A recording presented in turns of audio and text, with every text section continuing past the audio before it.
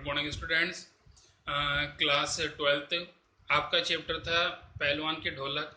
उसका सारांश आपको बताया, उसकी समरी के माध्यम से आपको पता लगा कि किस प्रकार से पहलवान के जीवन के 3 परिच्छेद थे, जिसमें बाल्यावस्था, युवावस्था और वृद्धावस्था थी। बाल्यावस्था अभावग्रस्त रही है।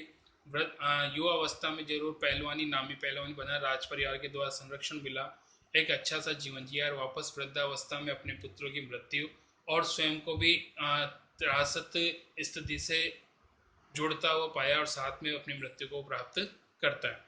उसे क्वेश्चन इस प्रकार है, कुश्ती के समय ढोल की आवाज और लुट्टन के दावपेच में क्या तालमेल थी? पाठ में आए ध्वनात्मक शब्दों और ढोल की आवाज आपके मन में कैसी ध्वनि पैदा करते हैं?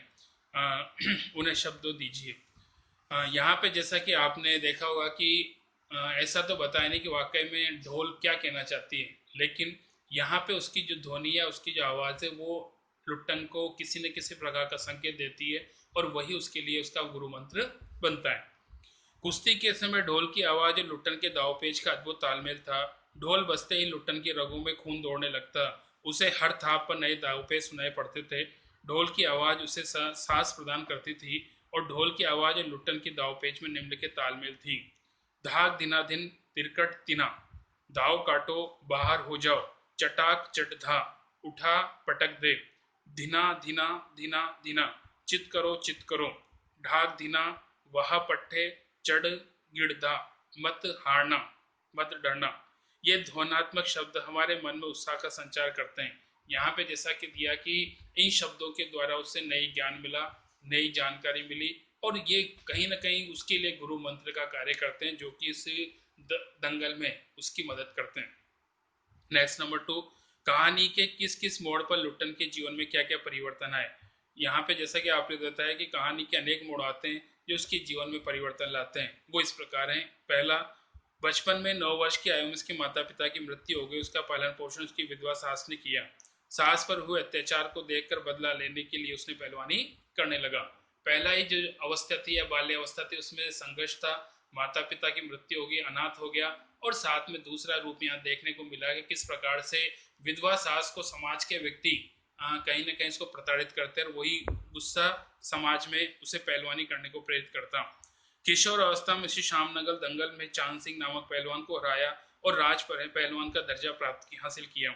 उसने काला खान नामक प्रसिद्ध पहलवान को जमीन सुंघा दी और अजय पहलवान बना रहा। ये जीवन का दूसरा स्वर्णिम उपाय कह सकते हो चरण है, जिसके माध्यम से उसने एक नामी पहलवान बनना, राज सुख सुविधाओं को भोगना और राजाओं का विश्वास पात्र बनकर सब प्रकार के सुखों से हासिल करना उसके जीवन का समय रहा है।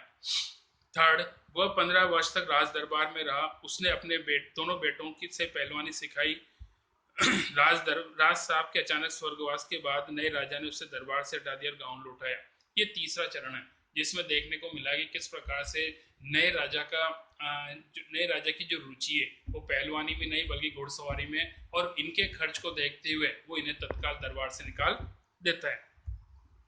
अगला फोर्थ, गांव आकर उसने गांव के बाहर एक अखाड़ा तैयार किया और वहां पर गांव के किसानों के बच्चों को कुश्ती सिखाने लगा। फिफ्थ, अकस्मात सूखा और महामारी से गांव में हाहाकार मच गया। उसके दोनों बेटे भी इस महामारी की चपेट में आकर मर गए और उन्हें कंधे पर लाद कर नदी में वो बहाया। ये जीवन का दुखद क्षण थे, जहाँ पे सारे संसार में दुख ही दुख है। गाँव में हर दिन किसी न किसी की लाश गिर रही है, हर परिवार व्यक्ति कहीं कहीं त्रस्त है, और इसी की त्रस्ती की श्रृंखला खुद उसका परिवार ही बनता है। उसके दोनों पुत्रों की अकस्मात मृत्यु होती है और वो अपना जिगर बढ़ा रखकर उनको नदी में बहाता है। और लास्ट, पुत्रों की मृत्यु के बाद कुछ दिन वो अकेला रहा और अंत में वो चल बसा। यहाँ पे जैसा कि लगता है कि खुद के पुत्रों की मृत्यु के बाद भी रोज ढोल बजाता, लोगों को ढाढ़स बंधाता, साथ में जीने की शक्ति देता, लेकिन एक दिन ढोल की आवाज न आना और अगले दिन जाकर लोगों के द्वारा देखना कि वाकई में पहलवान की खुद की लाश भी जमीन पर पड़ी हुई है। नेक्स्ट क्वेश्चन थर्ड, लुट्टन पहलवान ने ऐसा क्यों कहा होगा कि मेरा कोई गुरु पहलवान नहीं बल्कि ये ढोल है? यहाँ पे जैसा कि आपको बताया गया है कि पहलवान को किसी ने पहलवानी के गुण नहीं सिखाए थे, बल्कि वो तो सिर्फ ढोल की थाप को ही अपना गुरु मानकर उसके अनुसार दावघात लगा रहा था और उसी से वो जीता, इसलिए उसने उसको गुरु माना। पहलवान ने ढोल को अपना गुरु और माना और एकलव्य की भांति हमेशा उसी की आज्ञा का अनुसरण करता रहा। ढोल को ही अपने बेटों को गुरु बनाकर शिक्षा दी और सदा इसको मान देना। ढोल लेकर ही राज दरबार में रुखसत हुआ। ढोल बजा बजा कर उसने अपने अखाड़े में बच्चों को शिक्षा दी, कुश्ती के गुर सिखाए। ढोल से ही उसने गांव वालों के भीषण दुख में भी संजीवनी शक्ति प्रदान करने का प्रयास किया।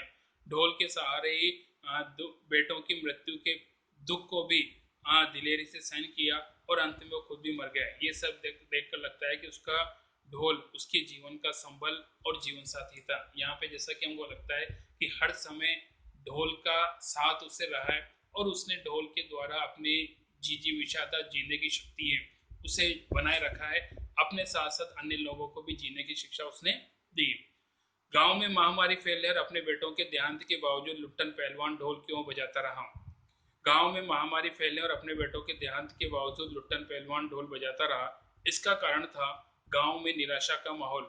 महामारी और सूखे के कारण चारों तरफ मृत्यु का सन्नाटा था। घर के घर खाली हो गए थे। रात्रि की विभीषिका ने चारों तरफ सन्नाटा होता जाता था। ऐसे में विभीषिका में पहलवान को ढोलक ही चुनौती देती रही होगी। संसार के लोगों या कह सकते गांव के लोगों के लिए ये ढोल ही एक कह सकते संजीवनी शक्ति का प्रयास करती, इसलिए वो ऐसा करता। ढोल की आवाज से निराश लोगों के मन में उमंग जगती और वो जीवंतता भरी रहती।